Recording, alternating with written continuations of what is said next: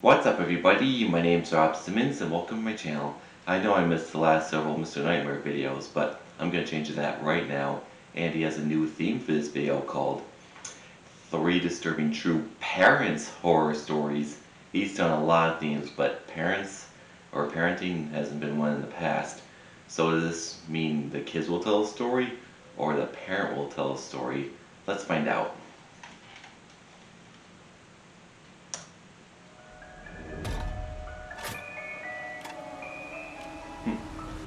Great thumbnail, the kids sneaking around, by Alessa Pearson. I'm a single mother of 2. My ex-husband and I take turns watching the kids month to month. My son Luke is 15 and my daughter Melissa is 10. This happened just a few months ago. I did some late night grocery shopping after work. Luke had texted me earlier that he was going out with his friends. It was a Friday night. I wasn't thrilled with him leaving Melissa alone, but 10 is the age a lot of parents are more comfortable leaving their kids alone, and he knows I can't expect him to babysit her anymore. I got back to the house around 9 o'clock at night. I had to make 3 or 4 trips from the car to the house because of the amount of groceries I bought.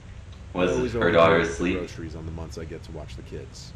And then on the months alone, I'm the complete opposite. When I finally finished putting all the groceries in the fridge and pantry, I went upstairs to greet Melissa. I heard the shower running in the bathroom, so I went back downstairs to lay down in the living room and put on my show on Netflix. It was halfway through an episode, and I still hadn't heard Melissa leave the bathroom upstairs. Long hot showers aren't free, and I never condone my kids wasting water. I went up there to knock on the door and tell her to get out of the shower soon. I went back downstairs to resume my show. Only for about 5 minutes, though. Melissa was still in the shower. That might not be her. I went back up there her. again and knocked louder. This time I waited for her to acknowledge me, but when she didn't, I continued to knock louder and yell her name angrily. It took me a little bit to notice through the bottom crack of the door that the light was off in the bathroom. I tried the doorknob, but the door was locked. The locks on my doors inside the house are easily unlocked with a fingernail, though, so I had to force my way in, now growing concerned. As the door opened, I yelled into the room at my daughter, at that moment feeling more furious than anything. I flicked the light switch up and went over to the tub. I yanked the curtain half open, honestly not knowing what to expect, but not in my worst nightmare would I have expected to find some 50-something-year-old withered-looking woman laying flat in the bathtub with the shower spraying water onto her. I screamed so loud and long until I lost the ability to speak for a few seconds. I had my back pressed up to the mirror. Everything on the counter had Girl, get out of there. I felt an unexplainable sense of shock and horror. The woman stood up in the tub, looking at me, her hair and clothes obviously drenched. I slammed the bathroom door shut and screamed Melissa's name. I checked her room first thing, and I found her hiding under the covers. I grabbed her and tugged her out of the room. As we passed the bathroom door towards the stairs, that woman was standing in the doorway of the bathroom. Yikes. Everything about her looked like a zombie. Her eyes, her movement. Probably a sick homeless person. I grabbed my cell phone before locking the 2 of us in the spare room in the basement. I called the police. As I waited for the police to come, Melissa told me she thought it was me who came into the house. But when she saw some random, scary-looking woman walking up the stairs, she ran to her room to hide. Luke left the front door unlocked when he left. The police showed up in a timely manner. I talked to the police and told them exactly what Melissa told me. I described the woman's appearance, noting she was also soaked, and because of that I couldn't give a good description of her hair besides long and graying. This was all after making sure the woman was no longer in the house. Not under a bed, not in a closet, not behind a shower curtain. She simply left the house as easily as she entered. It's likely she was drugged out of her mind. I'd never seen someone who looked like they were literally lacking consciousness yet still walking. I don't even know if I would have been able to press any charges on her if she was found, which she wasn't. And don't you worry, I properly scolded and reprimanded Luke. Always remember to lock your doors. Yeah, I had a feeling she might do that. By Christina, the daughter or the mother? Or someone else? This was over 15 years ago. We once went to this family resort in New York State. We took our 2 kids who were 4 and 6 at the time. Oh, so she's the mother. This focuses on our 6-year-old Michael Jr. We were on vacation around Easter time, so the resort had a bunch of fun little festivities set up for the kids, like Easter egg hunts, Easter decorations during bingo, and someone walking around in a big Easter bunny costume. While we were in the dining hall one evening, The Easter Bunny was walking around giving kids high fives. When he came over to our table, our 4-year-old Peter hid under the table crying, but Michael Jr. gave him the high five and wasn't afraid at all. The guy in the bunny suit walked away quickly, probably to get our son to stop crying. The next day there was an Easter egg hunt, which was in one of the fields by the kids' center of the resort. I watched the kids scrambling to collect eggs while my husband Mike was elsewhere. I remember Not doing really that sure as a what he was kid. doing. The Easter Bunny guy was walking around the field interacting with the kids. I noticed he knew to avoid Peter. Peter came running to me when the Easter Bunny got near to him. He would do the same thing with Santa around the holidays. The guy in the bunny suit was interacting with Michael a lot. I found it kind of cute. I just didn't want Peter around him so that he wouldn't start crying again. So I brought him to I don't the other blame you. side of the play area for a little while. When it looked like the Easter Bunny was gone, I walked him back to where Michael Jr. was last, but I couldn't see him. I started calling his name. Then another parent came up to me and asked if I was looking for a boy wearing a red sweater. I said yes, and she told me the guy in the Easter Bunny costume walked him out of the field area in the direction of the parking lots. She told me this in a slightly concerned-sounding tone. Oh, I picked no. up Peter and ran in the direction that the woman pointed.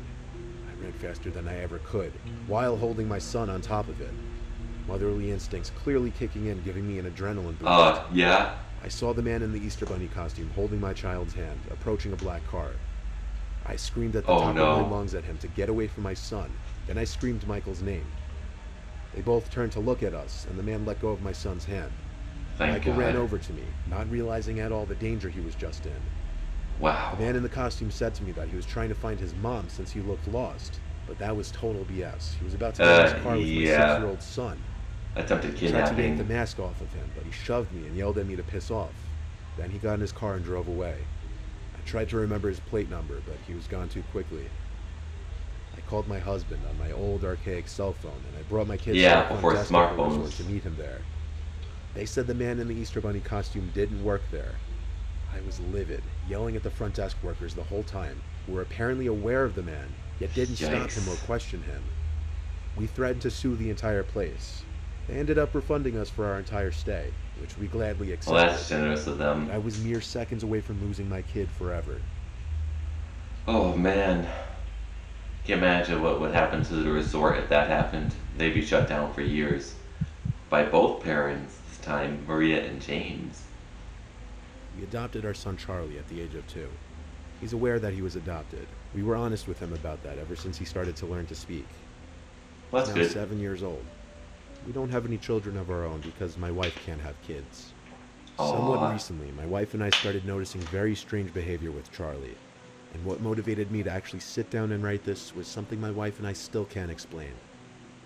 There's an upstairs toy room for Charlie since there's 2 extra bedrooms in our house. He has a big toy closet in there, and the whole room has a bunch of toys like a Lego table, action figures, and such. Sounds For the fun. duration of about a month, at different times we'd hear Charlie talking to himself. Not like role-playing talking in his play. We'd overhear him speaking as if he were talking to another person in the room. The first time this happened, my wife wasn't home, but as I passed his playroom, I overheard him talking as if he had a friend in there. And I swear to God, I actually walked in just to make sure he didn't actually have a friend in there. When I walked in, I saw him sitting at his Lego table with a couple of his WWE action figures on top of it. But he wasn't currently playing with any of them. He was just sitting there, blankly staring at me. I asked, "Who are you talking to?" He shrugged his shoulders. As weird as it was, I had to assume he was just playing. The next time Was something he? strange happened, it was a lot worse. This time my wife was at least home to witness it with me. We were in the kitchen, Charlie was in the backyard playing. We heard him laughing and talking suddenly, so my wife went to look out the window to see what he was doing. Then she called me over to look as well. What we saw was Charlie talking to thin air, as if he were talking to a person. It Wow. resembled him trying to show someone who wasn't there how to use the plastic sword in his hand. I expressed to my wife my concern. She said he may just have an imaginary friend. I told her I didn't know how I felt about that. She seemed to feel it was completely normal. Fast forward to like the 3rd or 4th instance. It was 9 o'clock on a school night, approaching Charlie's bedtime. He was in his playroom still. I was trying to be lenient with the bedtime and let him play for a few more minutes. I heard Charlie laughing and talking to his imaginary friend again. I curiously had to take a peek into the room. As I opened Charlie's door, I heard his closet door shut. I looked at Charlie, standing up in the dead center of the room, with his toys scattered around him. I asked him who Oh was in the boy. closet, and something on the inside of it fell. It sounded like a big plastic toy. I asked one more time who's in the closet in a yell. He said George. I swung the door open, expecting one of his little friends in there. Maybe my wife let him have a playdate or sleepover without telling me. But the closet was empty besides his toys. I knew I it. picked Charlie up against the wall Supernatural. and brought him to his room. I told him he was going to bed. Then I told my wife about the closet door closing on its own, and then the toy inside falling on its own. She thought I was messing with her at first, but then she saw I was serious. That night, I woke up to sounds from down the hall in Charlie's playroom. We sleep with the door open. I woke my wife and told her to follow me quietly. We tiptoed to the toy room. Charlie wasn't in there, but a distinct, loud clicking sound was coming from inside the toy closet. I Oh opened it, no. showing bravery for my wife. And as I did, the clicking stopped. We dug for any kind of electric toys that may have made that clicking sound. Nothing, though. I think that was the night I became a believer in the paranormal. Yep, I knew it. The next morning, I woke Supernatural. to my wife's scream. She was holding our wedding photo. It was cracked right down the middle, not just the picture in the glass, but the frame too. What? It was cracked perfectly down the middle, separating the two of us. Okay, I took Charlie and that's stayed with disturbing. my mom for a week.